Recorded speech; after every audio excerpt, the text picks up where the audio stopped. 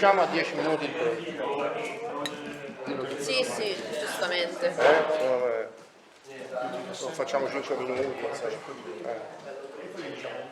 5 minuti di break. 5 minuti esatto. Oggi l'ho fatto così. Sì, sì, benissimo.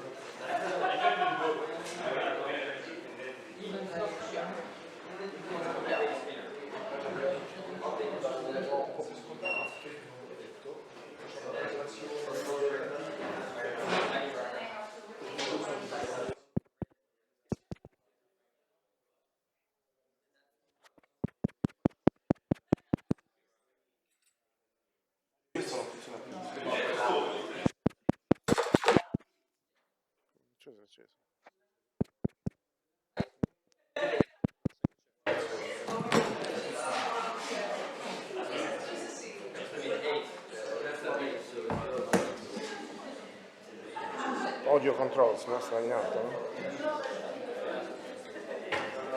Ah, probabilmente c'era il basso la cosa. Noi ci comportiamo come un il reattore nucleare.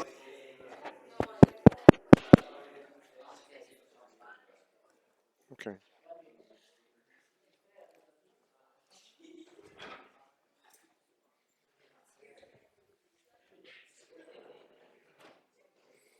So let me elaborate further on 10-dimensional strings to show you what's around the corner. Let's start from the type 1 superstring that we discussed last time. The relevant amplitudes were the following.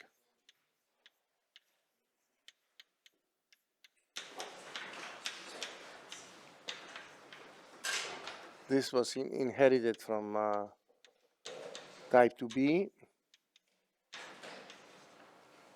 Then there was the Klein bottle amplitude.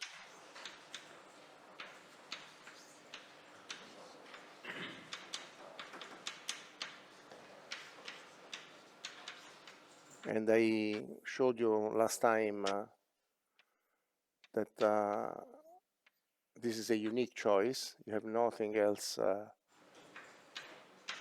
do compatibly with the fact that the Klein bottle has two highly constrained interpretation.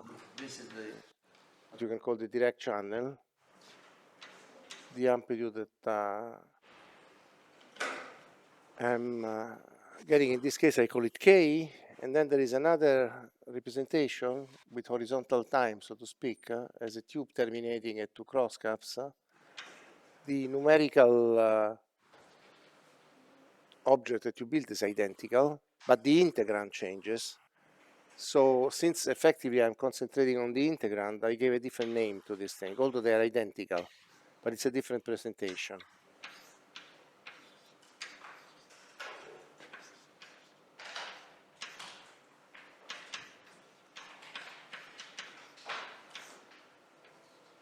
No powers of L, because there is no momentum flow, and that was the expression.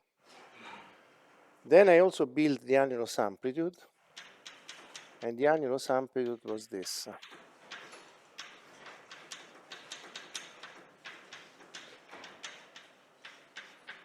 Notice the factor of 4 between this argument and this argument, which has to do with the different Regge slope of the open and closed sector.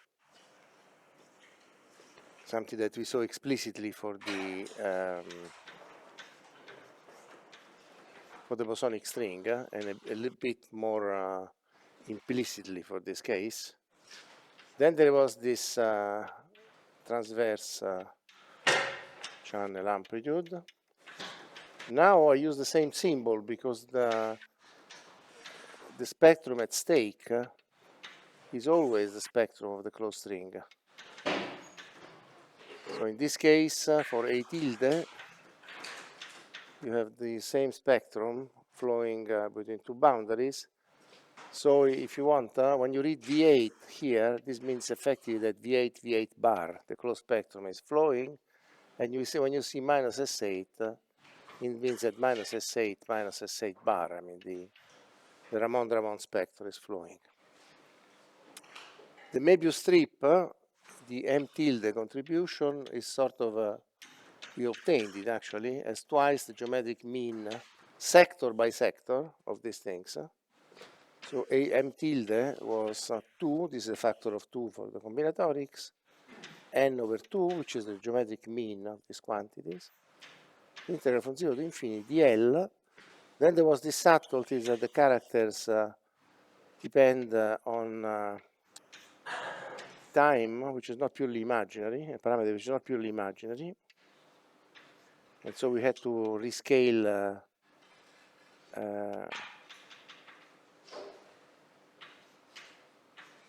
the definition to remove a phase that enters. So this quantity, this is the real basis of characters. And now, when you look at the annulus, then the Möbius strip contribution was n over 2. Actually, this was minus. This was a minus n over 2 integral from 0 to infinity dl. Sorry, not dl, d tau 2 in this case. Now it's v8 minus s8 of 1/2 plus I tau 2 over 2 divided by tau 2 to the fourth eta to the 8 hatted of 1/2 plus I tau 2 over 2. And from this expression, we notice that there are n minus 1 over 2 vectors, and the same thing for the spinors. And since these contributions oscillate with the mass level, you end up having symmetric and antisymmetric representations at alternate levels in the massive spectrum.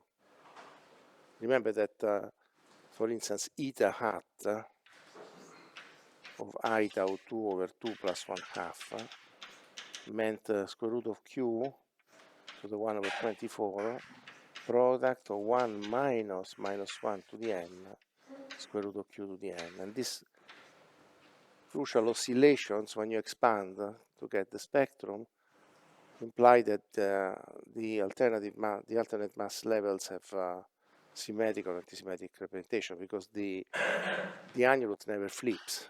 The annulus is bound by spin statistics to have positive contributions for the bosons and negative for the fermions, whereas the Möbius oscillates, and so you see the coefficients in front add up to n squared plus n over 2 or n squared minus n over 2 according to the mass level. The interpretation is that the open strings carry charges of n types, and so the states that have n charges on this side and n charges on the other side, depending on whether they are symmetrized or anti-symmetrized, they contain n minus 1 over 2 states or n plus 1 over 2 states. Now, the first encounter with something more complicated, I decided to show it to you in this context, which is fairly simple. Then I'll tell you geometrically what it means. But let's make the following consideration. Instead of working with A tilde as it is there, let me change slightly the reflection coefficients.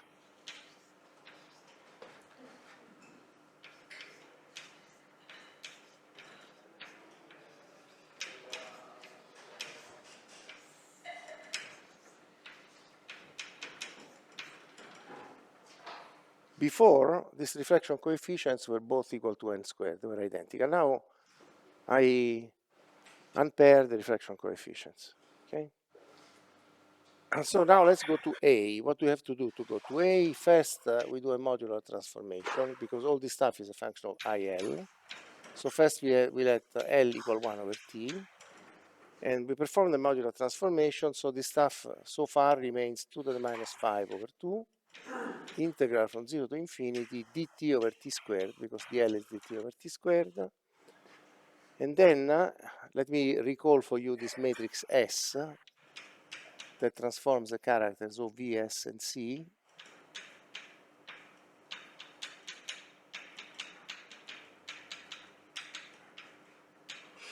So this is the character that maps OV, S, and C after a tau goes to minus 1 over tau transformation, which is what we're doing now. So in this case, what happens? The numerator O becomes alpha squared over 2. The line for O is this, so you get O8 plus V8 minus S8 minus C8, and then you get minus beta squared over 2. The line for S is the third one, so O8 minus V8 plus S8 minus C8. The denominator becomes T to the fourth eta to the 8 of IT. But let's look at the numerator a little bit more closely. Now you see that there is a pair of characters which correspond to a vector start with a vector and the spinor, which have a coefficient alpha squared plus beta squared over 2. And then there is another pair of characters, which is the O and the S, which have an overall coefficient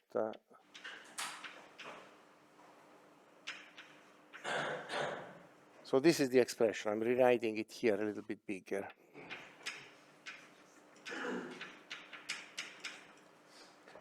Everything here on top is a function of IT.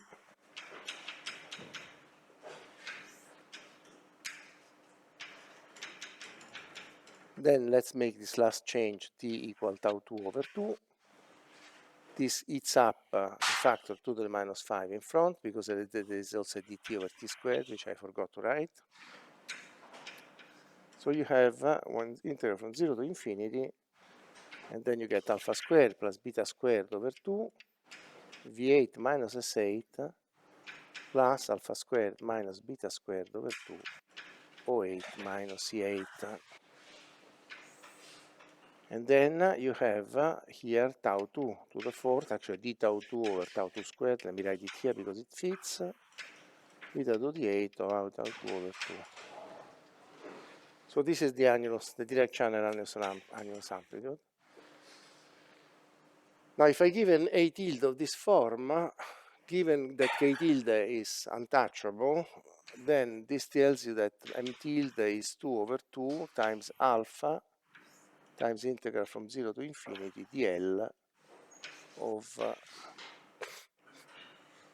no, sorry, alpha is inside, alpha of V8 here, and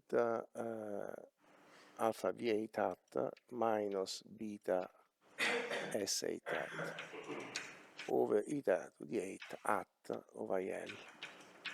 Now if I go to the direct channel, I have to rescale L and then, sorry, not IL, but IL plus 1/2. No? This is the key point. First I have to let L equal to T over 2, then I have to let T 1 over tau 2, then I perform the P transformation, under which V and S are unchanged, and then I get M equal 1/2 integral from 0 to infinity d tau 2 over tau 2 squared alpha V8 hat minus beta S8 hat divided by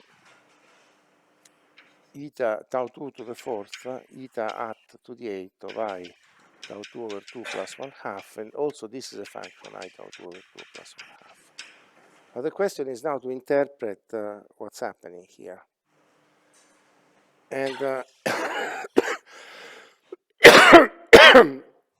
the observation is that both, both the vector sector and the spinor sector pass in the Möbius strip. If they pass in the Möbius strip, it means that their charges at the ends can be symmetrized, because the Möbius strip is just flipping the charges at the ends. On the other hand, these other two sectors don't pass in the Möbius strip.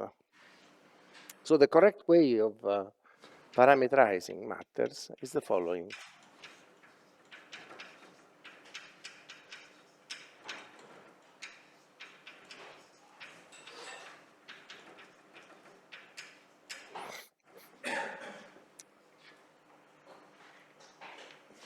So this tells you that this sector has two charges of like type, whereas this other sector has two charges of unlike type.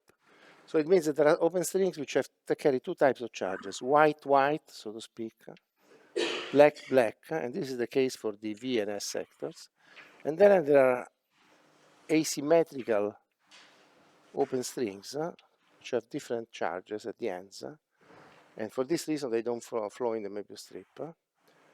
And so if I write the amplitudes with this parametrization, then you will discover something new, which is the following. Integral from 0 to infinity, d tau 2 over tau 2 squared, and then you get n1 squared plus n2 squared over 2, v8 minus s8, and then you get plus n1 and 2, o8 minus c8. And the denominator you get tau 2 to the fourth, eta to the eighth, of I tau 2 over 2, and the same thing here. For the Möbius strip, you have integral from 0 to infinity,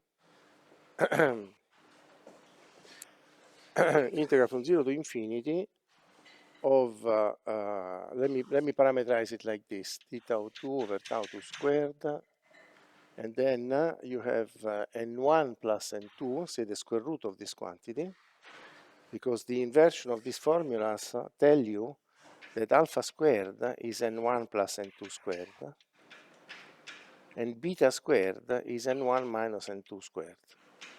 So you get an inversion in terms of a polynomial with two identical roots by construction. And let me parameterize the terms in the Möbius strip like this, by analogy with what we had before, with an extra minus sign. If you want, it's just changing the sign of n1 and n2 at the same time.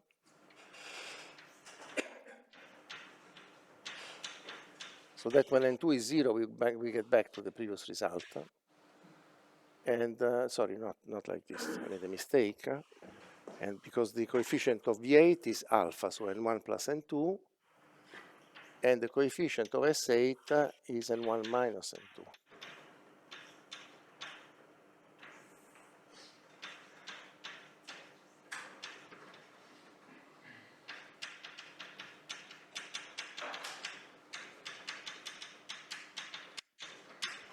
Now you see what happens.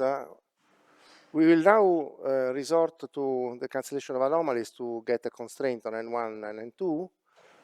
But this tells you that if we repeat the previous argument, we will have n1 minus 1 over 2 plus n2 minus 1 over 2 vectors, because this character v8 starts with a vector at the lowest level.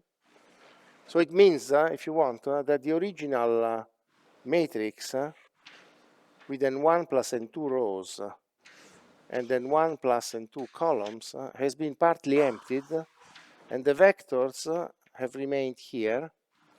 The spinors S, they are still there. The only difference is that with this convention, I mean, assuming that the tadpole condition will tell us that n1 should be and n2 should be positive, you see that the spinors will be n1 times n1 minus 1 over 2 and n2 times n2 plus 1 over 2. So the spinors will be antisymmetric with respect to the first group and symmetric with respect to the other.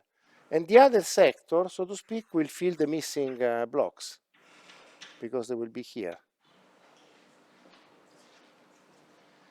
So in other words, the symmetry is broken now,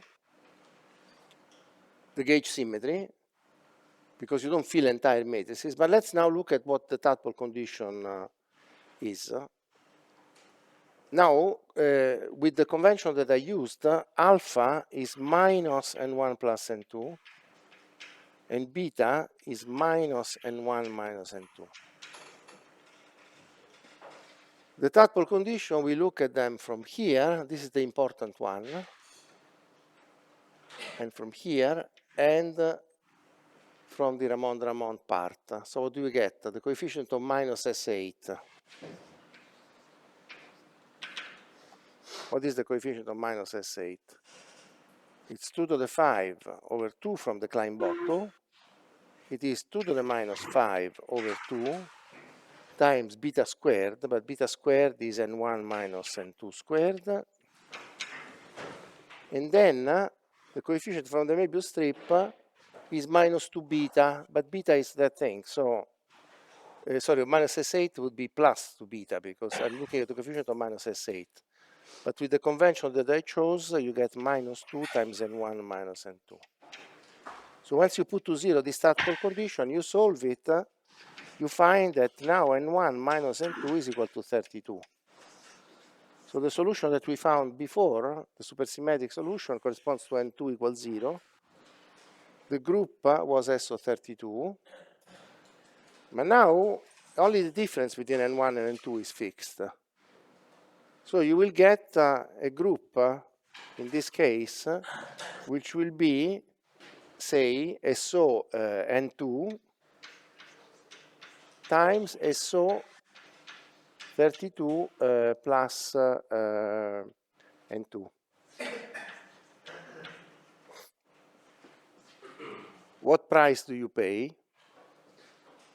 The price is that tachyons appear here. There are tachyons in the bifundamental. And then there is a second price that you pay. Because if you look at the coefficient of V8, the coefficient of V8 involves alpha. So if you repeat the computation there, you will find that the coefficient of V8 is determined by this condition. So if you want to kill that coefficient, the only solution is of the two equations is N2 equals 0 and 1 equals 32, which is the supersymmetric case. If you allow an N2 different from 0, you still cancel the anomalies because the coefficient of S8 has been set to 0. The gauge group enlarges effectively, but it becomes a product of two gauge groups, but you gain tachyons in that bifundamental representation. And not only you get tachyons, you also get a tadpole of V8. A tadpole of V8 is what I told you that will accompany inevitably even the supersymmetric, the non-supersymmetric strings with no tachyons that we will build shortly. That's called the dilaton tadpole. So that tadpole there of V8 means that the exchange of V8 in the tube, which contains three types of contributions. This contribution from the Klein bottle, this contribution from the annulus, and these two contributions for the Möbius strip.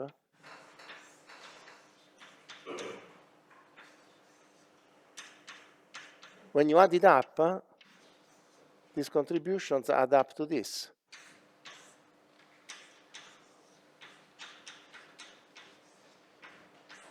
And so if you get a tadpole for the V8 characters, it means that the tadpole means that you get an infinity effectively, but the infinity is 1 over 0 of this massless propagator times this one-point function.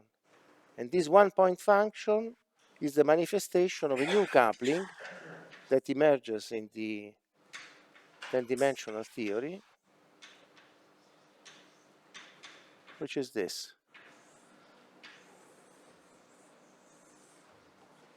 Or if you prefer, this divergence that is caused in the infrared by this exchange can be cancelled by a local counter term.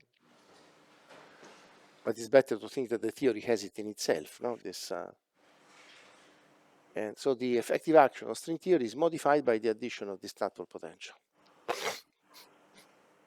So let me try to recapitulate, because it's a little bit complicated, this story. We started, if you want, from the case N2 equals 0. N2 equals 0 is a supersymmetric theory in 10 dimensions with gauge group SO32. If N2 is 0 and N1 is 32, you see that this coefficient is 0, so you don't have these tachyonic modes in the theory. The theory is stable. It's actually even supersymmetric.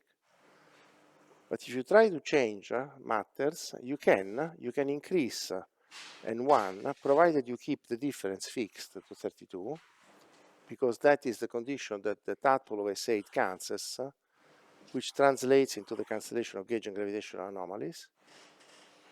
But if you do that, then you break supersymmetry.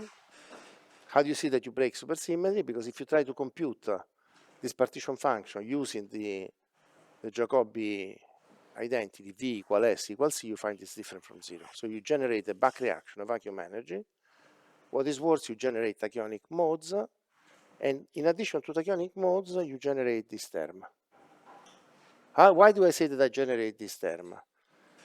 Because you see, I generate what I can find from the partition function, that I generate a one-point function proportional to phi, say. This is clear, manifest from this. Then I have to add to make it into a covariant coupling. So you cannot write phi, you can write integral of square root of minus g times a certain function of phi, which has a linear term. And that's the only thing you pick is the linear term.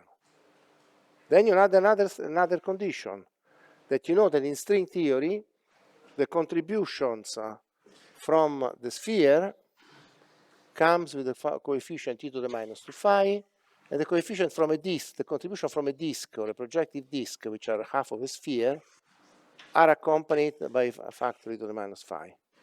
So the phi that you detected from this is just the linear term of this exponential, by the consistency of the string perturbation theory, that you know it has to manifest itself in what is called a string frame in that form. So this is the first time that you see the breaking of supersymmetry, the first time that you see charges of different types.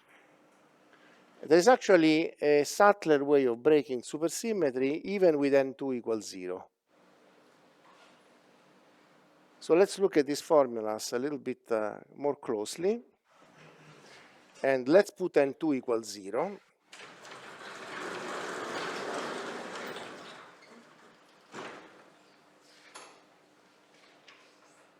So that the annulus becomes again like for the original supersymmetric case.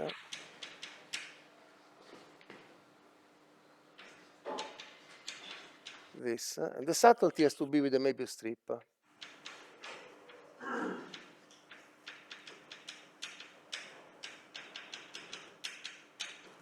The subtlety has to do with the Möbius strip because, strictly speaking, here I made a correlated choice, which makes this coefficient identical if n2 equals 0. But suppose I make a different choice. After all, I'm taking square roots, and the square root has two options. Okay? So let me continue to insist on taking beta equal minus n, and 1 is n now, but alpha equal n. Because all I know is alpha squared and beta squared by consistency, and I have to take the square root. Let me show you what happens.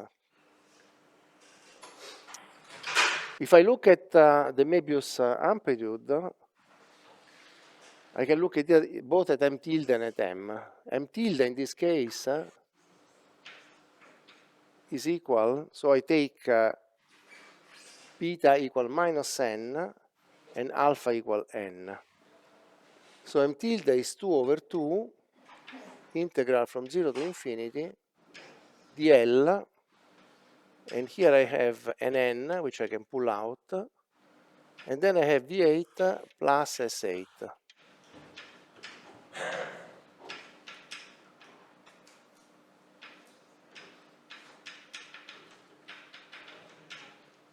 The Möbius, I wrote it already there, so look at it like that.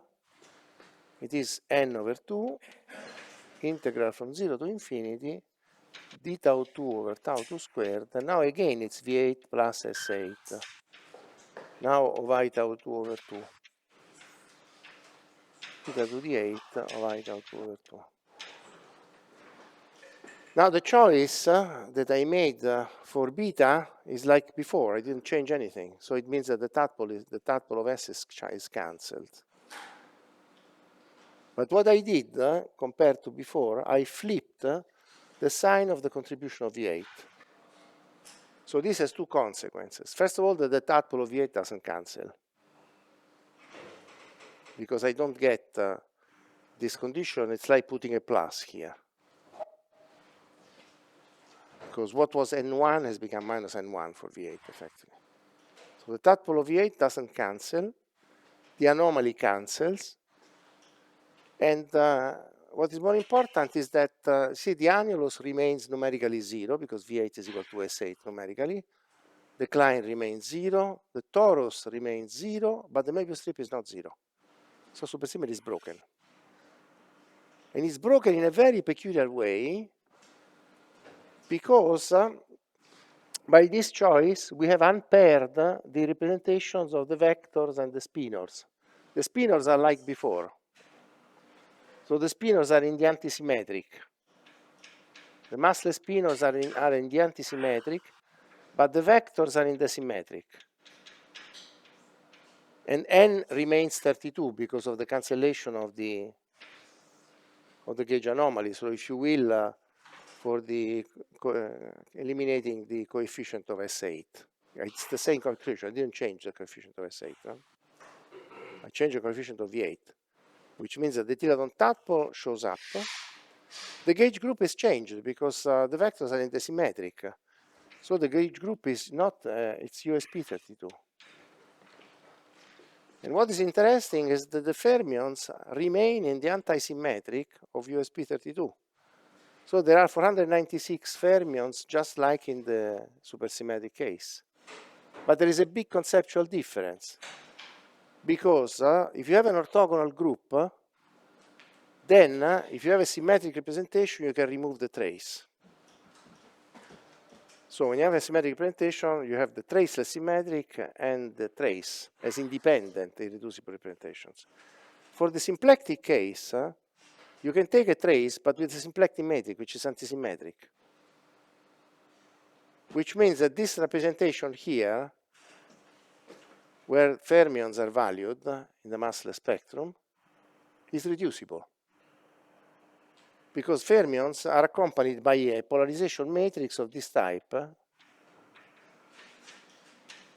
And if you combine this thing with the symplectic form, which is antisymmetric, you can take the trace.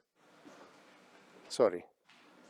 In an irreducible case, the trace would be 0, but here the trace a priori is different from 0, which means that this representation can be split into a traceless part and a trace. So in other words, there is a singlet. And the singlet should be there. Can any one of you say why a singlet should be there? Can you see why, by consistency, there should be a singlet in the spectrum? Let's go back to the original problem. The torus remains the same, so the closed string spectrum is exactly the same. It's a spectrum of 1-0 supergravity, so there is a gravitino in the spectrum. Yet, supersymmetry is broken. So it means that if you break a symmetry spontaneously, because that must be going on, then there must be a Goldstone spinor. The Goldstone spinor should be a massless spinor, which is a singlet of the gauge group. So in other words, this object that has appeared by magic, by consistency of the construction, is the Goldstino. What is shocking about this story, however, is that typically, when you break a symmetry, you must have an order parameter to recover it. Take the Mexican hat. To consider a symmetry which is more familiar. A standard global symmetry. Make it local. Then you know that it will be coupled, say, to a gauge field. The gauge field will become massive precisely because it hits the Goldstone mode associated to the oscillation along the valley, right? But there is also the Higgs mode, let me call it the Higgs mode improperly, that corresponds to the longitudinal vibration. Now make it steeper and steeper. In the limit in which this becomes infinitely steep, then this oscillation here disappears from the spectrum, and the symmetry is non-linearly realized. So you see that supersymmetry is present here. There is a gravitino in the spectrum, is broken. There is the Goldstone fermion that should be there for the spontaneous breaking of supersymmetry, but There's no order parameter to recover it. So it is not linearly realized. This is a big puzzle. Because usually in a complete theory you should always have the order parameter to recover. Here we don't have it. Now there is another theory. So this case here is the first. Yes. Just to ask, any conjectures? No. Like for 11 dimensions, same thing. 11 dimensions is there. You will see it, and there's nothing to do with strings.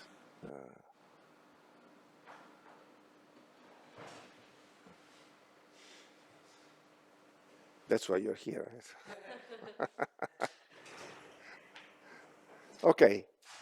So this is the first non-tachyonic, non-supersymmetric 10-dimensional string. It has a gauge group which is USP32. It has a dilaton tadpole, so it generates dead coupling in the low-energy effective field theory. Now it's a bit strange that I didn't tell you the rest of the low-energy effective field theory, but I will do it shortly. Together with what I will show you later, which is the supersymmetric part, there is this new coupling that shows up. Of course, it's the beginning of an infinite series of coupling, but it's the dominant one with coupling.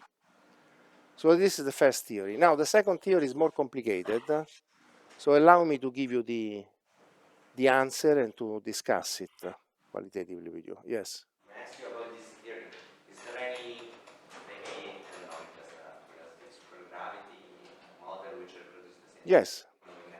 Yes, there is a supergravity model where the supersymmetry is nonlinearly realized. It's something that you can also do in 4 dimensions. But in 4 dimensions, those models are the limiting form of models where supersymmetry is linearly realized.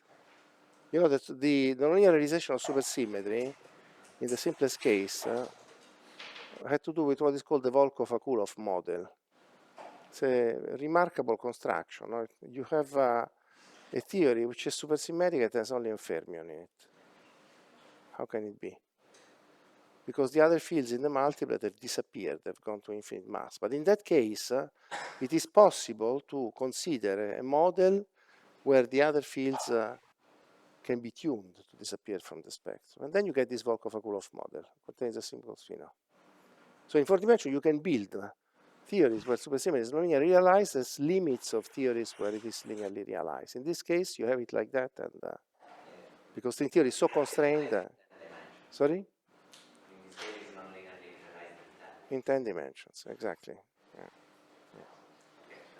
Second theory, more complicated. Allow me to give you the answer and to comment in some steps on the consistency of what happens.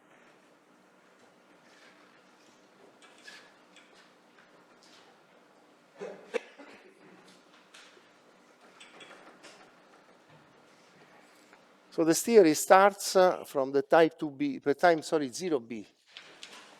Remember, the type 0b is this one.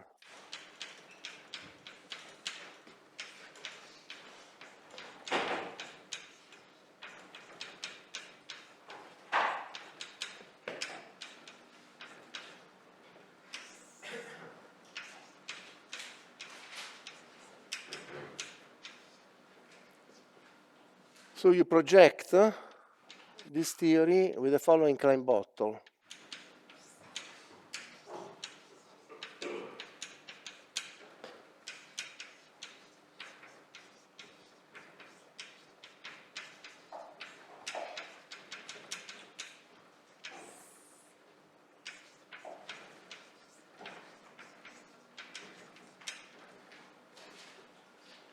Let me try to justify what's going on here, because there is a subtle story here. The natural Klein bottle would be this one, where I use the standard bosonic and fermionic characters, if you want.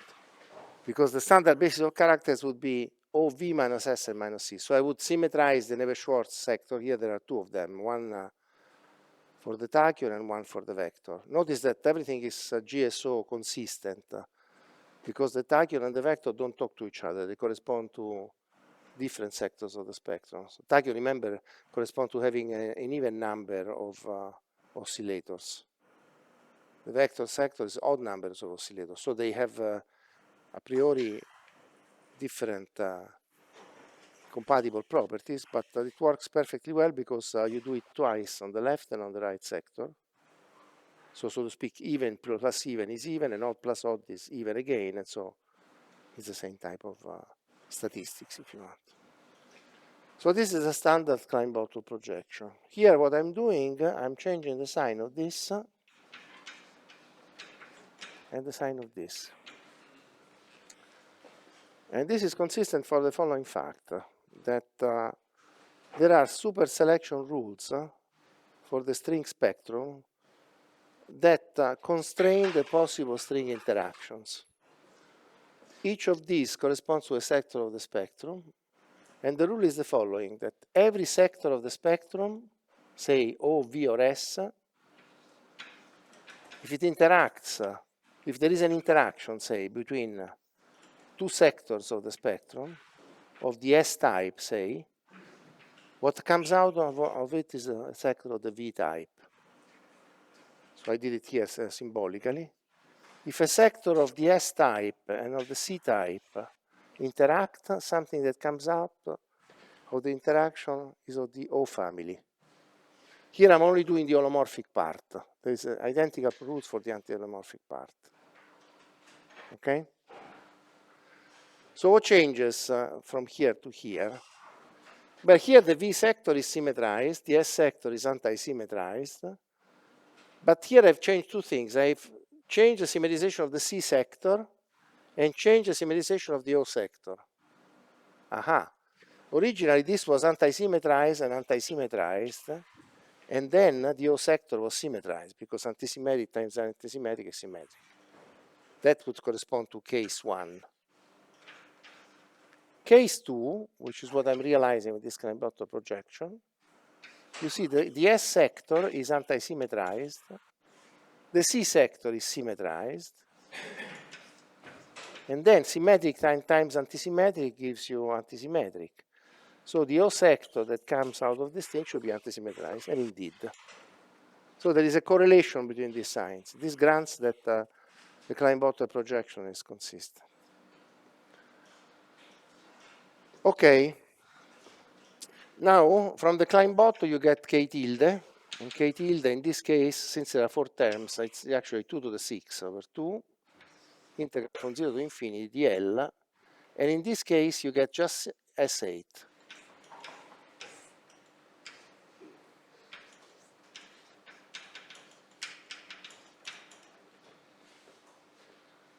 Then I tell you that there is a massless tachyon-free spectrum, which is defined by the following Anderson amplitude. That's why I'm saying that I'm skipping a few things.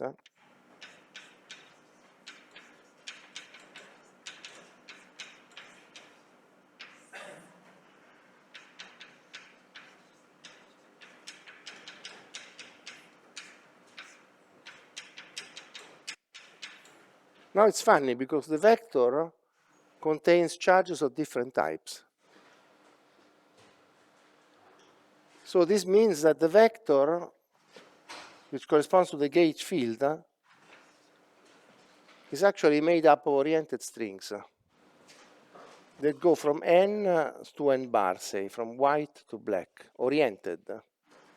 Whereas the spinor sector contains unoriented, if you want, contributions of 2 types, with white and black charges at the end. When you have something like this, it means that the group is unitary. The gauge group is unitary because the vector doesn't flow in the Möbius strip. So you don't get n plus 1 over 2 state. You get just n bar. Now you see that by consistency, n should be numerically equal to n bar. Now, together with this, you have a Möbius strip. And let me tell you what the Möbius strip is.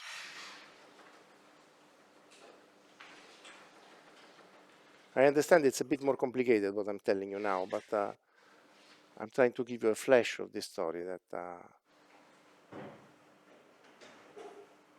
it's not as simple as what we were saying before, unfortunately. Which may mean that we don't understand it as well also, but I think it's just more complicated. But. So M tilde, in this case, sorry, I didn't tell you what A tilde is. In fact, let's do that. It's very interesting. So A tilde, in this case, is 2 to the minus 6 over 2, integral from 0 to infinity dl, and then you get n plus n bar squared d8 minus s8, and then you get minus n minus n bar squared O8 minus E8, divided by everything as a function of IL, as usual, divided by eta to the 8 of IL.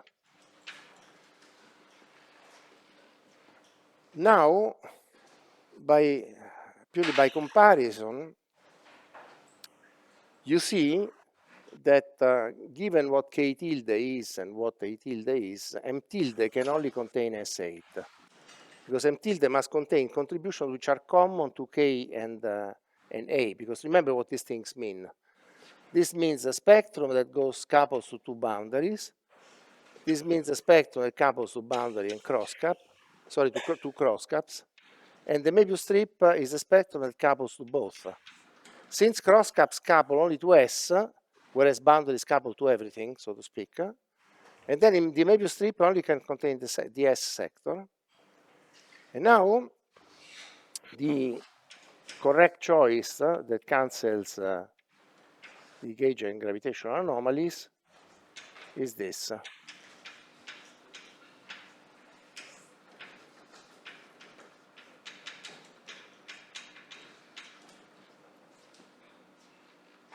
So if you look at the coefficient of S8, and then of course this implies that M is simply 1/2 n plus n bar integral of S8 divided by tau 2 to the 4th, eta to the 8th, and then d tau 2 divided by tau 2 squared. So if you compare now the contribution to S8 here and in M, then you see that there are n minus 1 over 2 plus n bar minus 1 over 2 spinors, massless spinors. So it's precisely the picture that I was showing you before. The vectors are of this type and the spinors are of this type and of this type.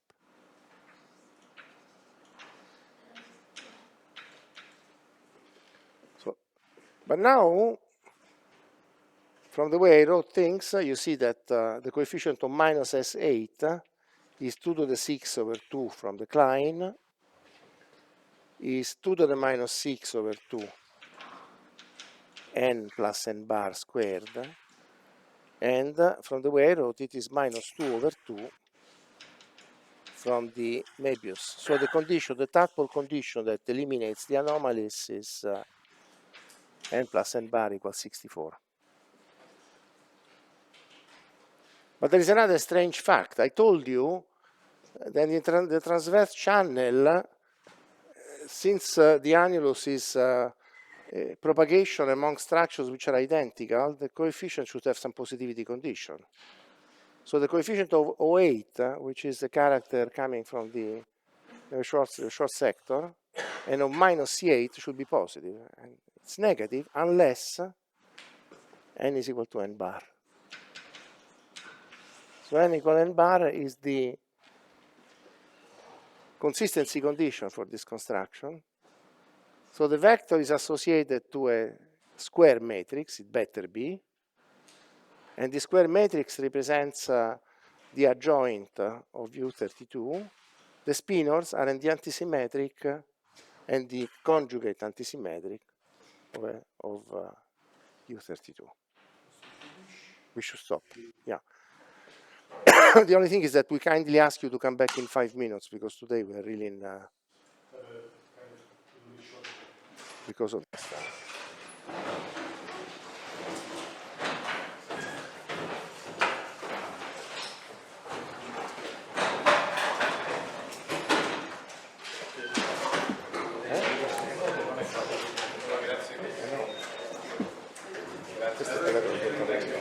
No, quell'altra stella che ha fatto su di modo, noi abbiamo fatto un caso più complicato, il Brenzo che si non 3, che hanno fatto a 6 dimensioni, perché quando Massimo e Franco facevano le tesi con me, era uno schifo delle dimensioni di un imposto, con l'aspetto aperto era inconsistente, i deficienti diventavano per rendere positivi devi rompere le simmetrie. Le teorie non si fa la proiezione di stringa chiusa, la stringa aperta. C'è una scala che mi dà. C'è una scala, mi dà. Secondo me c'è una scala.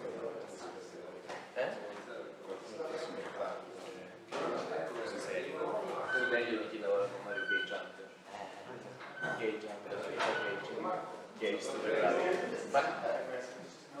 No, non me ne mai qualcuno così per questo motivo. Secondo te?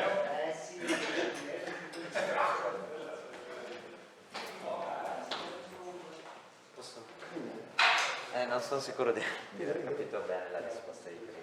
Diciamo, c'è questo opzione 1 che ci ho fatto vedere. Sì. Dove Ti riferisci alla USP 32 o alla USP 32? USB. Sì.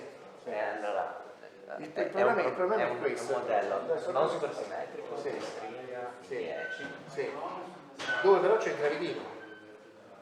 Perché la parte chiusa è la stessa quindi vuol dire che la supersimmetria c'è, perché tutti i gradini non si può copiare. Quindi la supersimmetria c'è ma è rotta spontaneamente. Esatto. C'è qual è il parametro d'ordine della rottura? Non ce l'abbiamo, quindi è realizzata logicamente. Ok, Invece qui lei non mi c'è spiega perché è rappresentato che fosse un modello di supergravità con le stesse caratteristiche, però non c'è in 4. No, c'è anche il 10, lo puoi scrivere, tu prendi la supergravità e la accoppi al modello di Volco Fury, quello che Ok. e la puoi costruire diciamo fino a un certo punto perché diventa complicatissimo su tutti i capi. Come come si scrivono? Così cerco Word. Allora, devi guardare gli articoli di Dudas e Murad e di Pradisi e Riccioni. Però comunque la cosa è questa, però siccome la supergravità ve la discuterò adesso dalla prossima lezione, e oltre ai capi della supergravità, quello che succede è che c'è un capo divisto tra il gravitino e il tostino, una cosa di questo genere. Poi c'è il termine cinetico del tostino naturalmente e poi c'è il potenziale, diciamo, nemmeno field per più termini di ordine superiore. Quando c'è la realizzazione lineare i termini hanno ordine superiore, per cui l'hanno costruita fino a un certo punto sta però è quello. Invece quell'altro è una teoria dove la parte bosonica è puramente, diciamo, scusa, la parte chiusa è puramente bosonica, però c'è questo più, che significa che ci rimane la forma autoduale qui dentro, e quindi è chirale la parte chiusa. E le geometrie chirali vengono cancellate dalla parte aperta. C'è una cancellazione mutua lo stesso. Adesso vediamo se riesco a dire qualche cosa. Voglio farvi vedere l'ultima stringa non supersimmetrica. Ok. Se torniamo subito, poi. Grazie. Niente.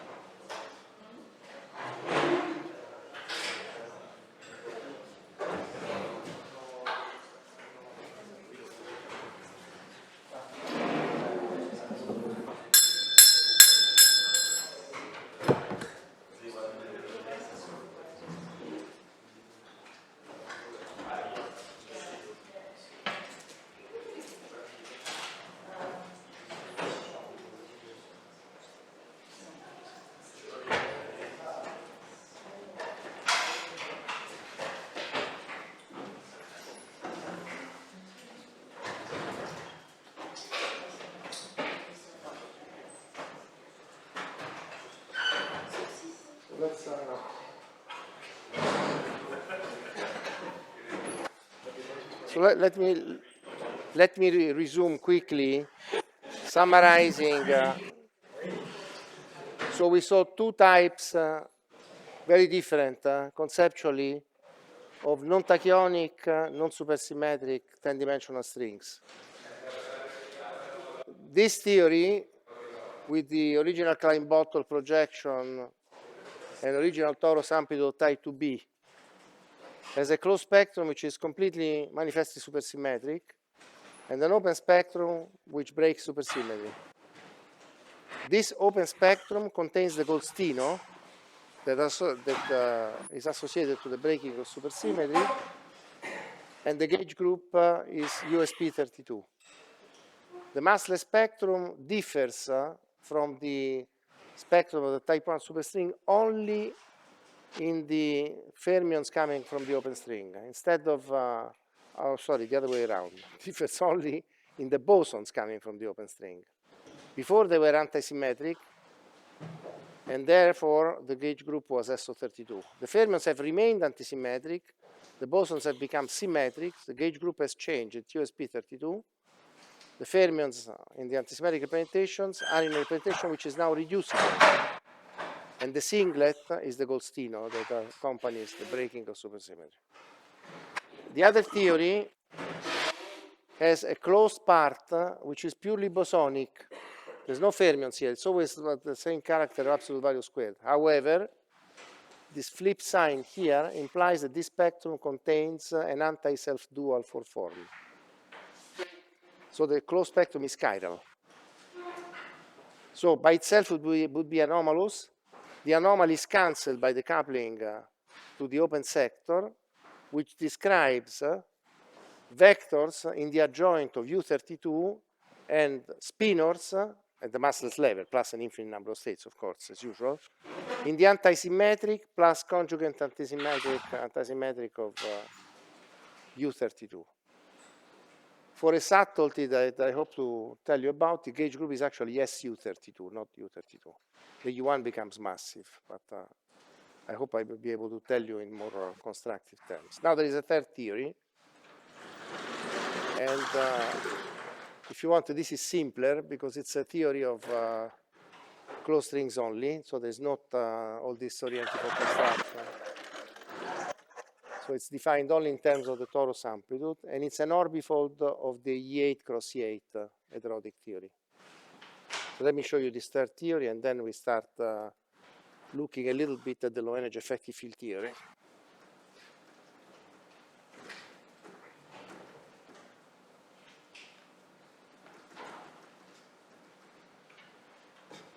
So the third theory is the following. Starting point is the partition function of the E8 cross E8 heterotic theory.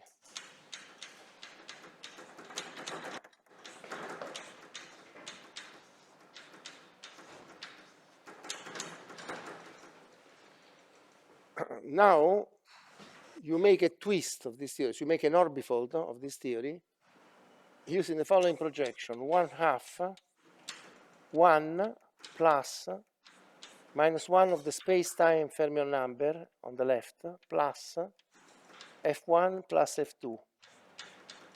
So to be more explicit, in this projection you flip the contributions of space-time spinors in the first E8 and spinors in the second E8.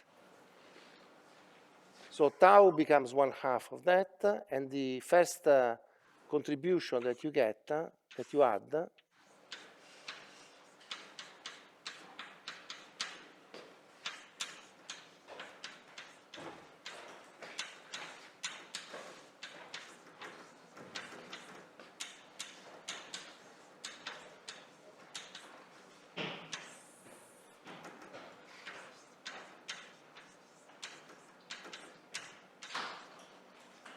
this term, as is usually the case when you do this projection, is not modular invariant.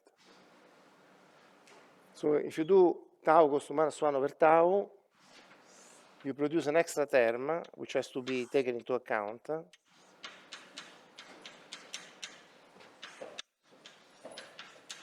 So you see potentially tachyons show up, but you will see that they don't count.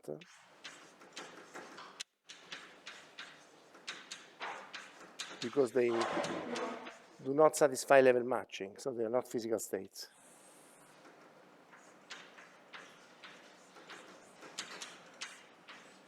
Before I complete the theory, let's look at the first two terms, add them up, and see what spectrum you get. I'm only looking at the integrand concerning these fermionic characters. So you see that the V8 multiplies what doesn't flip.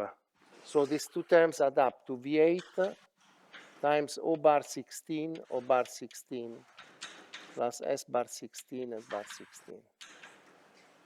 And then minus S8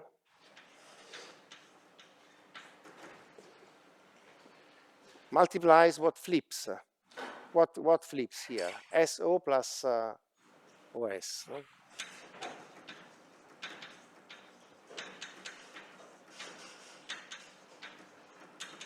So let's see what kind of fields do we get.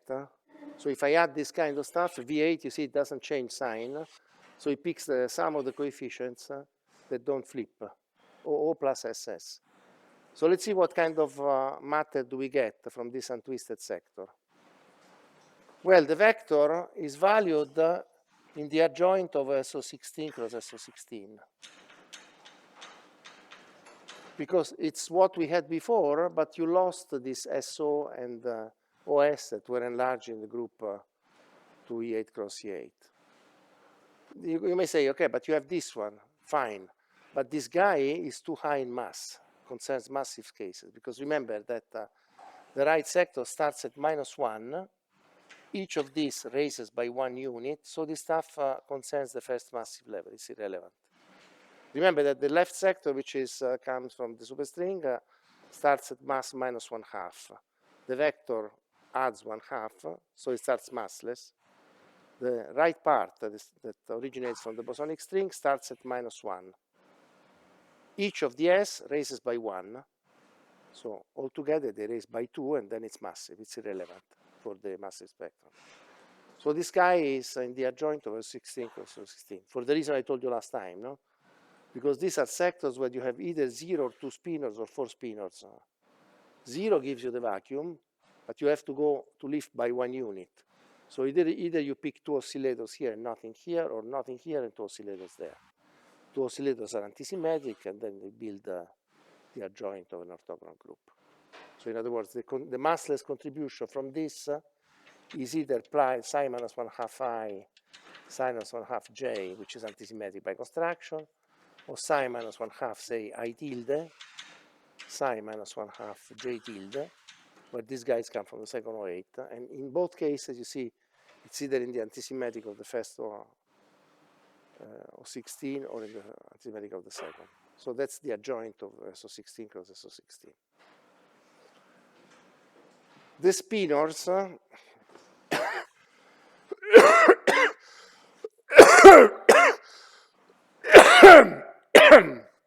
the spinors, this starts a priori at -1/2, but S8 pushes it up to 1/2, so this at 0. On the right, you start at -1. How can you go to 0? But you are forced to use this because it's already pushes up by 1. So the S16, which increases the mass with respect to the vacuum by 1, already brings you at the massless level. So either you get the singlet from the first group and the 128, which is the spinor of the second, or the 128 of the first group and the singlet of the other. So these representations are the 128(1) plus 1. Actually, the way you read them there is 128 plus 128(1). This is what you see here. Now let's look at the other sector. Before I look at the other sector, I have to add the tau goes to tau plus 1 contribution here. And now there are some phases that you have to be careful about, but I will fix them without worrying about looking at the explicit matrix by comparison with the superstring. The denominator is okay by itself, it doesn't get phases. Now, what I know is that the contribution of this guy, and this guy is exactly the contribution that I had in the supersymmetric case, no? Because it's like this, S, S, S. So this should be invariant under tau goes to tau plus 1 by itself. O is 1/2 down with respect to C. So if this is invariant, this flips. Remember that 1/2 level gives you a relative flip. The same thing is true for V, because the mass difference between this is 1/2. So the correct contribution is this. What happens if you add them up? Let's first look at C8, which is, it doesn't flip relatively. So minus C8 gives you other fermions, and you must keep the contribution that doesn't flip. And what doesn't flip is VV, which flips twice or nothing, and plus CC.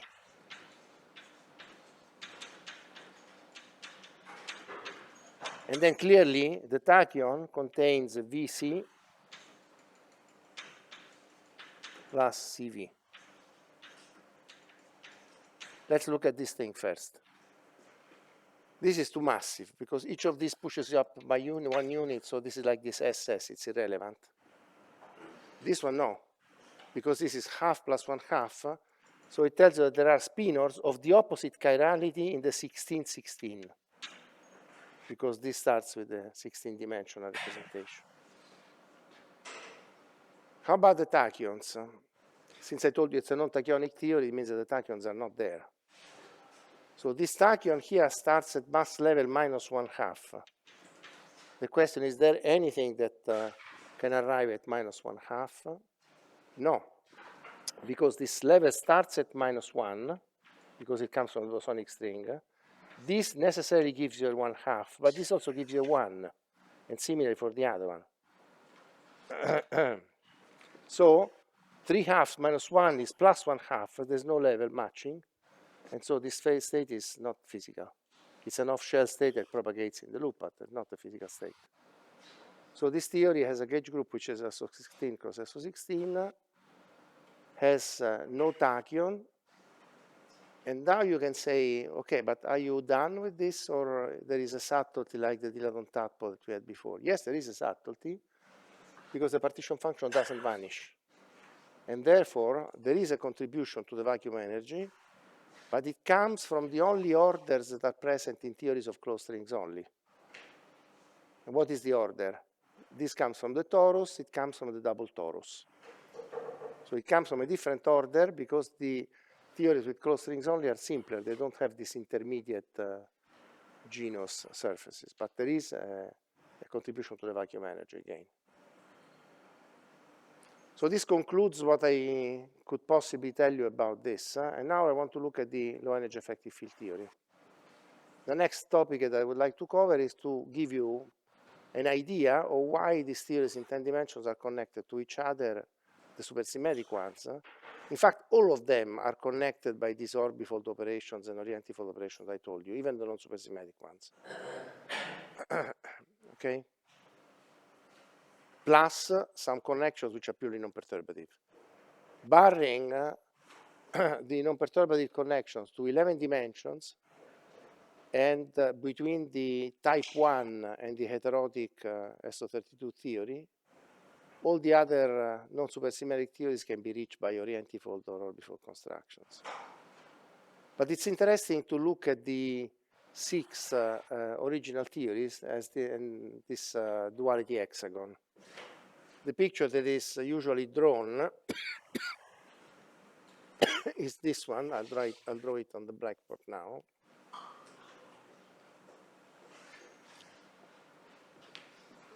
And it's this one.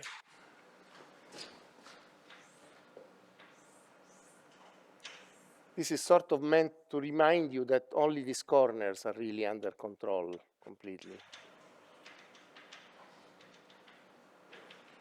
inside we don't really know. And the corners of this picture are so far the type 2A, the type 2B, the type 1 supersymmetric theory, what I call the HO, and what I call the HE. The only link that we know is this link here, this orientifold link.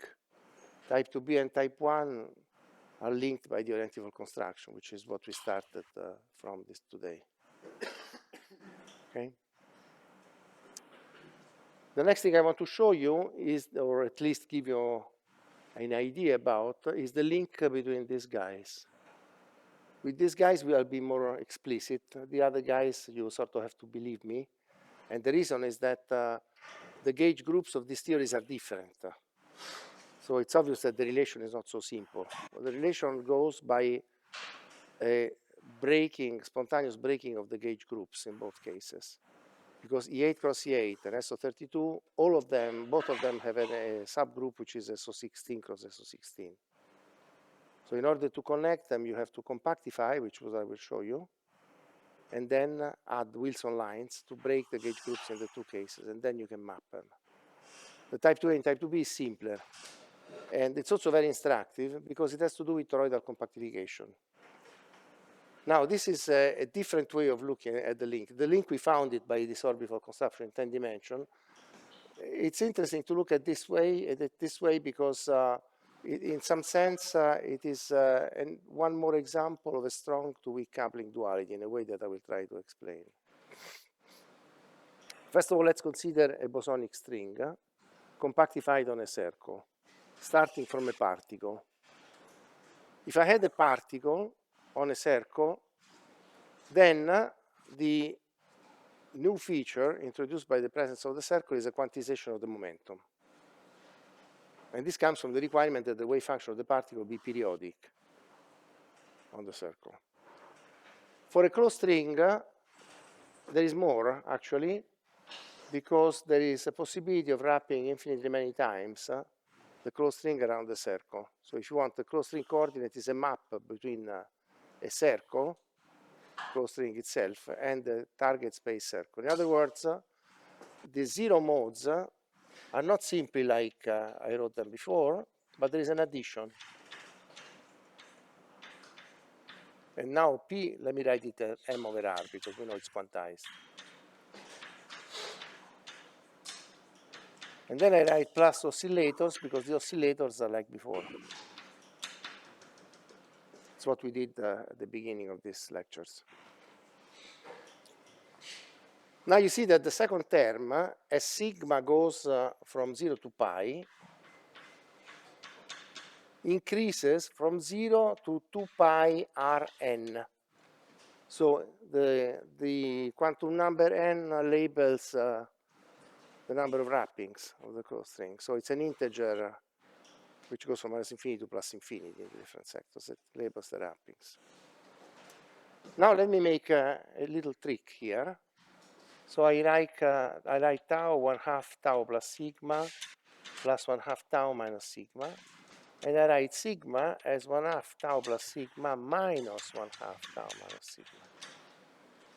And now you see that there is a difference. Like the oscillator contribution was split into a left and a right part, while this was not happening for the zero modes, now it happens also for the zero modes. There is a purely left part of the zero mode, and there's a purely right part. And this, if you want, is what happens in a more complicated context with these 16 bosonic coordinates of the electrotic string. Since they are compactified on a generalized lattice meaning discrete values of momenta and winding, then in a certain circumstance, it makes sense only to consider the left part. And we will see something about it, but let's first split this thing. So x becomes x plus alpha prime, tau plus sigma,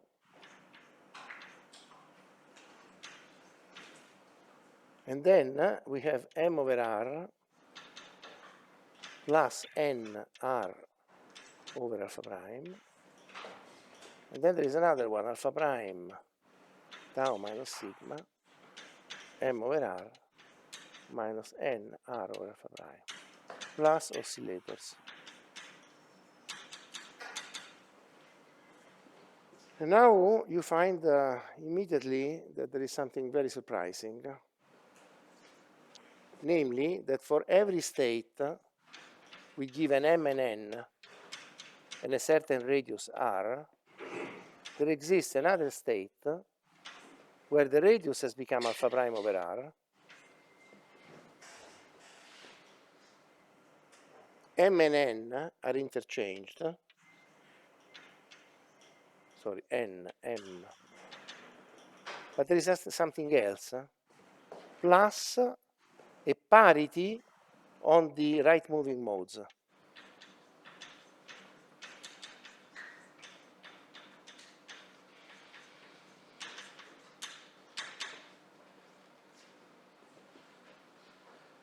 Why a parity on the moving mode? Because suppose I do this, I let r goes to alpha prime over r, I change m and n. You see this combination here, it flips, changes sign.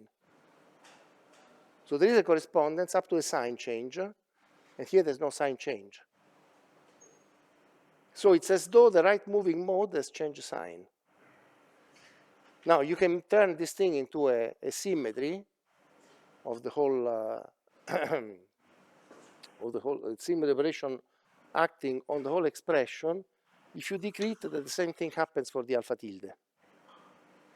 So if the oscillator mode flips, all the right moving part of this thing flips. Okay? So in other words, PL stays into PL, PR goes to minus PR. Now the spectrum depends on the square of this quantity, so the spectrum maps into itself, but at the level of component there is an extra flip for the right moving part. And I can make it a symmetry of this a symmetry operation acting on the whole coordinate if I decrete that also the oscillator part flips. Okay, but this has a dramatic effect on the Ramond sectors, because the Ramond sector is either a chiral spin or S on one side and the same thing on the other side, or a chiral spin or S on one side and the conjugate on the other one. If I make a parity that only affects the right moving modes, I flip S into C and vice versa. So if I do this, if I do this operation, in the fermionic case, this means that V8 minus S8 absolute value squared is flipped into this. So in other words, by this transformation, I connect type 2A and type 2B.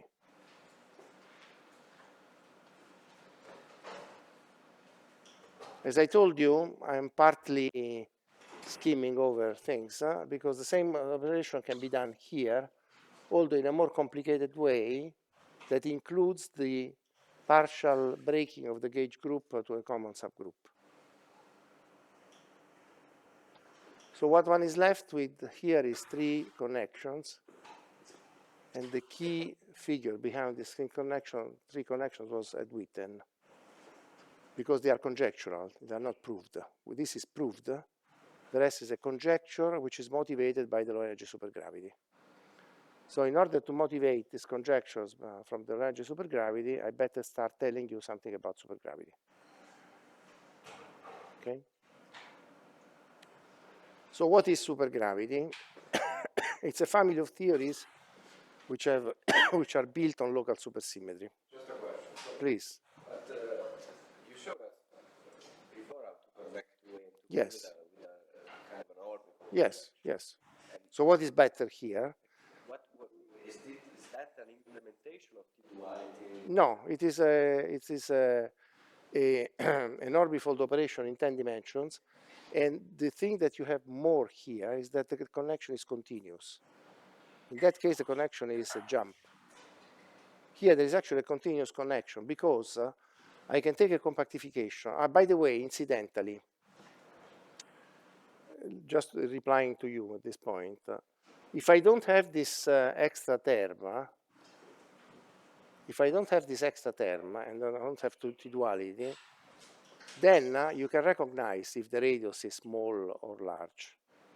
Because the more the radius, the smaller the radius. If you have only m, but n equals 0, the smaller the radius, the wider the spectrum of Kaluza-Klein excitations, which is why we believe we don't see extra dimensions, if you want, particle related.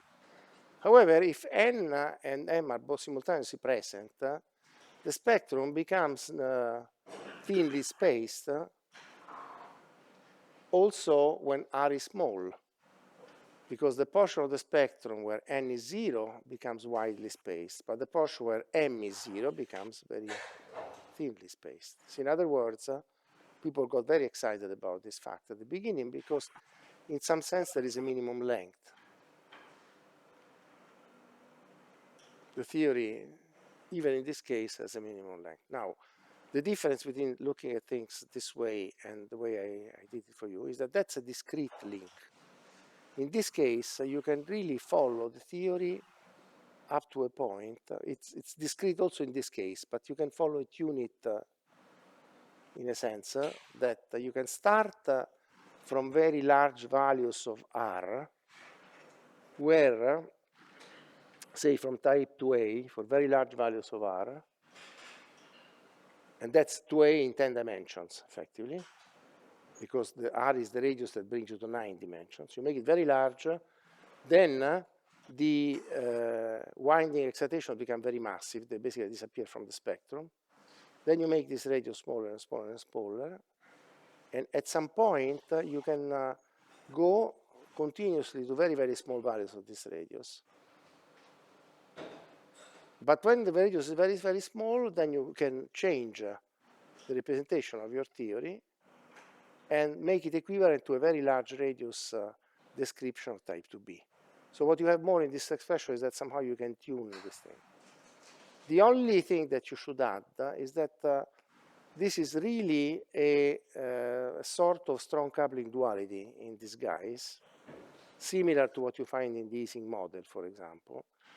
And the reason is the following. The reason is this, actually the reason will come up of what I will tell you now. So let me give you some basics about Kaluza-Klein theory that will tell you why it is a strong two-weak coupling duality. Some parts I will be able to do explicitly. Some parts I will resort to the notes because to do Kaluza-Klein on Einstein gravity is a non-trivial computation, so you cannot do it in a minute. But we can comment on the result. So let me move to this topic that will answer your question more fully.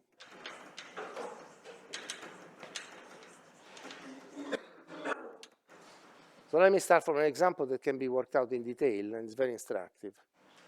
Imagine that you have a scalar theory in 5 dimensions.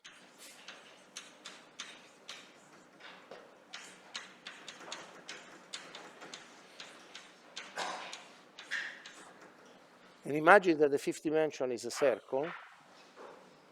Then you can take your field phi of x and y, expand it in Fourier modes,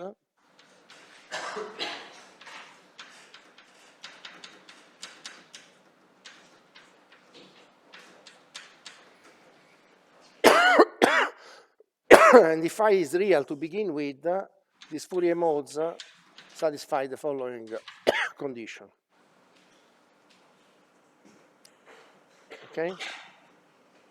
Now you can substitute, integrate over the 5th dimension, and find out that the result of this thing is integral d for x, d dx. I said 4, let's leave it 4, minus 1/2 dm phi n, d mu phi n, d mu phi n, phi minus n if you want, sum on n. And then here you will have minus n squared, pi squared over r squared, 2r squared in fact, phi minus n, phi n. Now if you take into account the phi minus n is the conjugate of phi n, but it's counted twice, That's the reason why you have 1/2. No? Because for complex fields, you should have the normalization with 1 here. You do, because the independent fields are not n goes to from minus infinity to plus infinity, but say from 0 to infinity. Now, 0 to infinity, you split it in n equals 0, and then you see you have a massless scalar in 4 dimensions for n equals 0, plus all for the n positive, and then you have an infinity of complex scalars. Now, you see that the masses of these scalars are of order of 1 of the internal radius. That's why we feel confident that there could be something in the extra dimensions that we don't see, because the mass spectrum has a mass gap which is of order 1 over r. Another important fact that I overlooked in this kind of thing is that when you do this computation, you will get a 2 pi r from the integration over the internal dimension, because the integration gives you I mean, they are orthogonal, these modes. That's why you get n and minus n, but then you get the integral of a constant, and then you get a 2 pi r. Okay? Suppose I redo this thing for Maxwell theory. Maxwell theory, I start from something that if I want to give a definition of coupling constant, I have this thing. I do the same expansion, and then I separate a part, which is A0, a massless photon, plus an infinite number of other photon components. But there is a puzzle, if you think about it, no? Because I don't have simply the space-time components. I have AM, which I can split into A mu and phi. And these guys become infinite, they get infinitely many Fourier modes. AN contains, like I did there, infinitely many Fourier modes, and then phi contains infinitely many Fourier modes. But then there is something fishy, no? Because you start in 5 dimensions with the massless theory, and the n equals 0 will be again a massless part of the spectrum. Then you will get at n equals 0 a massless vector and a massless scalar from the internal part. But then you get infinitely many fields. But that's a bit too much, right? Because since the other A fields are massive, they have one more polarization. So where does that come from? The polarization comes from these phi n's, which are Stuckelberg modes. For n different from 0, the phi n's are Stuckelberg modes. So if you write down this stuff explicitly, you will see that you see it almost directly, that you will get terms in which an, this an, a mu n, say, will mix with the mu phi n, absolute value squared, and that's the typical emergence of Stuckelberg modes. But barring this subtlety, you get again an infinite tower of massive excitations. And the logic is again simple, because you can see that if you have an AM, you can split it into A mu and phi. And so that's, for the massless modes, there is no question. For the massive modes, there is this issue of eating up. For gravity, you can repeat the same type of consideration at the level of the free part. But for gravity, you can work out completely the zero mode part at the nonlinear level. And that's what people call Kaluza-Klein theory.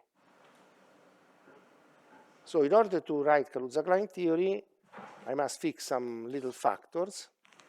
And so, as I said, as I anticipated, I guide myself with factors here. Conceptually, I can tell you immediately, but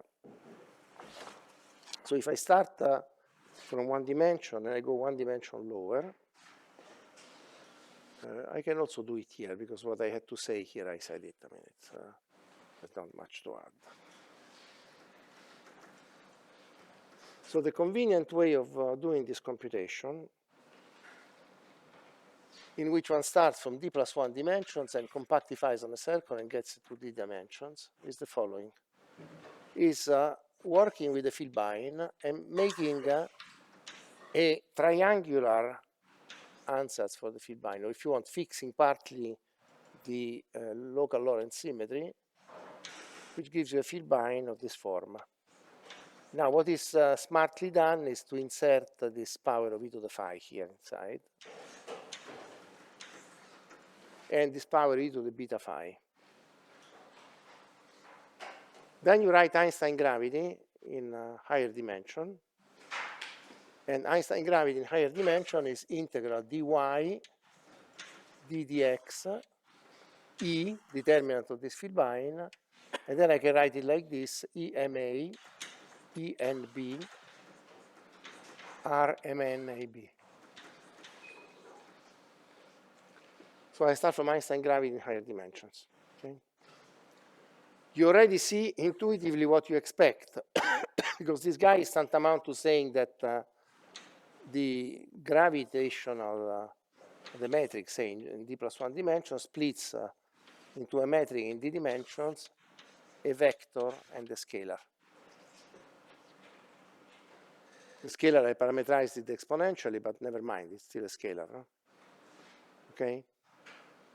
Now, it takes a little bit of computation to do this because the theory is nonlinear, but if you do this computation, what you get at the end is the following interesting result.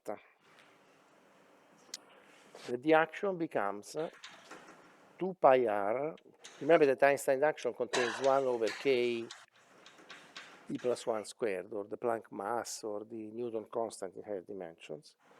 You get 2 pi r, no, a small r, let me call it so that you don't confuse it with the curvature, divided by 2k d plus 1 squared, and then integral d dx, and then you get e to the phi raised to a certain power, which is beta times d minus 2 plus 1. Then you get the Einstein term in d dimension, minus e to the 2, 1 minus beta phi over 4, f mu nu. That's the Maxwell field. And then you get another term, which is beta d minus 1, and then beta times d minus 2 plus 2, d mu phi, with a minus sign maybe here, d mu phi. So in other words, what do you get in lower dimensions? Well, the first thing is that you don't get generically Einstein gravity in the Einstein frame. We talk about Einstein frame where this coefficient is 0. So 1, sorry, the exponent is 0, I meant. So you get generically, not in Einstein frame, but you get gravity, Maxwell, and then a scalar. But you also get two very important informations. That this quantity here could be written as 1 over 2 kd squared. So it's the Newton constant, if you want, in d dimensions. Newton's constant in d dimensions is Newton constant in d plus 1 dimensions, or Planck mass if you want, times the volume of the internal space, which in this case is simply 2 pi r. This generalizes to lower dimensional compactification. The other thing that is very important is also what happens to this coefficient in front. Because the coefficient in front of Maxwell's term, by rescaling, can be interpreted as the value of the charge. You are familiar with the fact that Maxwell's theory can be rewritten rescaling the charge as 1 over 4 g squared. So you see that effectively the value of this guy here, phi, determines the effective coupling, the effective charge, say, of that you inherit in lower dimension. This factor plus the 2 pi r in front and all these things. No? The third fact here is that this compactification holds for any value of phi. You see, phi has no potential. Of course, it has exponential parts, but they are multiplied the other fields. So in a configuration in which the other fields are 0, phi has no potential. So in other words, the choice of phi is what is called a flat direction. The radius of the Kaluza-Klein circle is completely undetermined. Solution exists for any radius. Okay? And if you want, this is one of the troubles that people meet. If you want, it's an example in the simplest possible context of the difficulty people encounter when they compactify string theory to lower dimensions, that the size of the internal space is undetermined. But as I stressed, it's not irrelevant, because it even determines the value of the charges in lower dimensions. Now, the other thing I should stress is what is the meaning of phi. And in order to do that, I write explicitly the metric implied by the Filbine. And the metric is the following: ds squared equal e to the 2 beta phi plus e to the 2 phi e mu, e to the 2 phi g mu nu plus this thing a mu and nu times dx mu dx nu plus 2 e to the 2 phi a mu dx mu dy plus e to the 2 phi dy squared. Why do I do that? Because I said that the range of phi, range of y is 2 pi r. But that's not effectively the radius of the internal dimension. The radius of the internal dimension is e to the phi. Say the infinitesimal displacement in the internal space is this. So the radius of the internal dimension is not r, but it's e to the phi times r.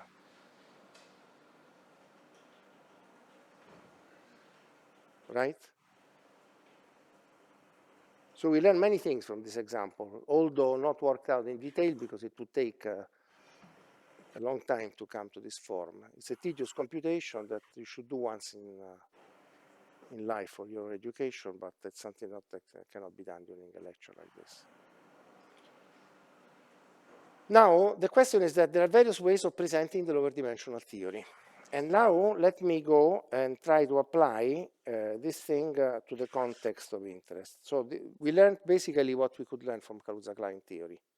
That the radius is undetermined, that the radius is not irrelevant, that phi that is determining affecting the radius, in fact, it has a flat potential, and the same phi determines the couplings, the charges in lower dimensions. So this indeterminacy is a problem, no?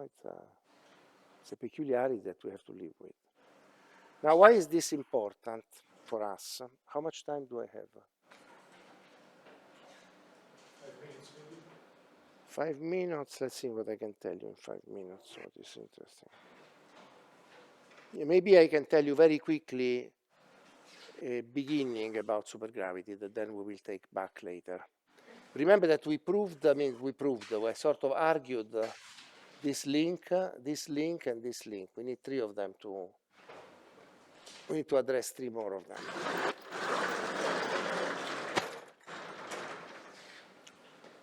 So supergravity was discovered in the mid-70s in a brute force construction by Ferrara, Friedman, and Van Nieuwenhuizen.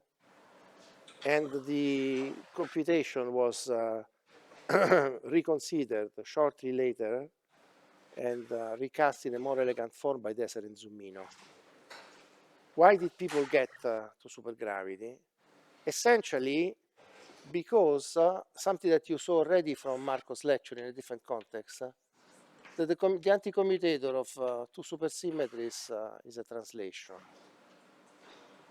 And with some proviso that I'm not interested in detailing now, local translations have to do with general coordinate transformation. So people knew that supersymmetry could have to do something deep with gravity. It was sort of a square root of general relativity in some sense. The question is, the square root needs a gauge field because the field bind, if you want, actually the spin connection, in fact, is the gauge field associated to local Lorentz rotations.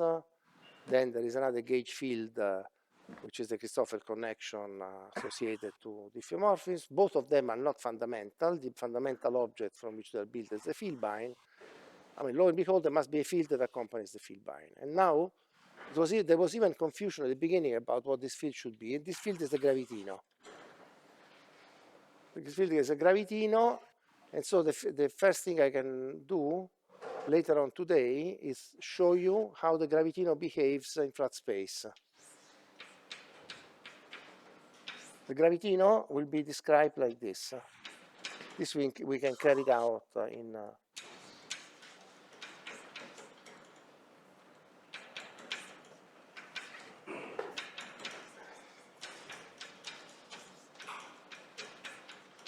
so a massive gravitino is described by this Lagrangian in flat space. In fact, this construction can be done in any dimension. What is characteristic of one dimension or the other is whether we can impose a Weil condition, even dimensions, Majorana condition, or even Majorana-Weil condition. So whether we can impose restrictions on this guy. Now, the Rarita-Schwinger equation for the gravitino is this one.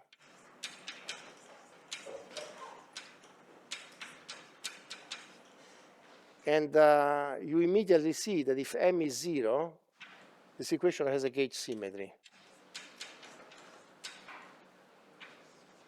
where epsilon is a spinor. On this side, it's manifest. On this side, you have to integrate by parts. That symmetry is the one that will become a local supersymmetry when you couple to supergravity. But it's perhaps interesting and simply doable on the blackboard to detail a little bit about this action, which is less familiar than the Dirac action. And now, two things that I tell you, just to conclude the lecture, that this action implies some consequences. Well, the first consequence of this action is that if I hit it with another derivative,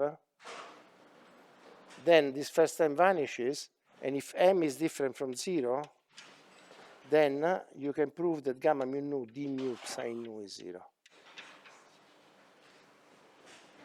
Now, playing a little bit more with this, which means taking this action and multiplying by gamma mu, you can show that the first term that you generate here, I mean, you can guess it, maybe you're not familiar with the coefficient, but if I multiply gamma mu with gamma mu nu rho, I get something which is a gamma matrix combination, and it has two indices. So clearly the first term becomes proportional to this, but this is 0. So this action implies, if m is different from 0, that gamma mu nu psi nu is 0. And again, this quantity, you may not be familiar with how to manipulate it, but it's certainly proportional to gamma nu. So in other words, the equation implies two consequences. This is 0, and then the gamma trace of psi equals 0. This afternoon we will take back this thing, maybe I'll show you how to manipulate the spinors a little bit. And then you will see that this equation reduces. It's a little bit like the Proca theory, Maxwell theory for a massive photon. The Proca theory can be reduced to the Klein-Gordon equation and the condition of versality. This I can do in 1 second before we finish. And this will be similar. So if you take the Proca theory is box a mu minus b mu d dot a minus m squared and mu.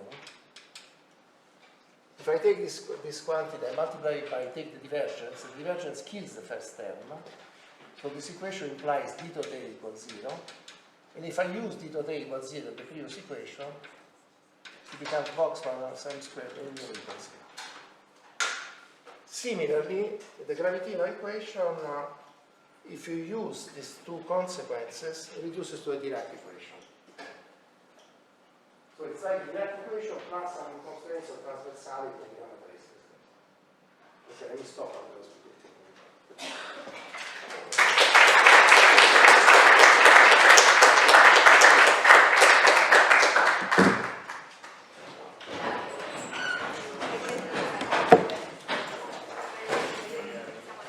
Cominciamo alle 2. Sì, sì, ragazzi, sorry. Please take into account that today we start earlier. We start, let's say, at 2. Okay? At 2 we start. And we start with the lecture. No Q&A today. Which lecture? Ma la lezione di adesso sta registrata, ho visto che ho fatto la registrazione. Allora, abbiamo avuto qualche problema stamattina. Dovrebbe essere stata registrata sul laptop, sul PC.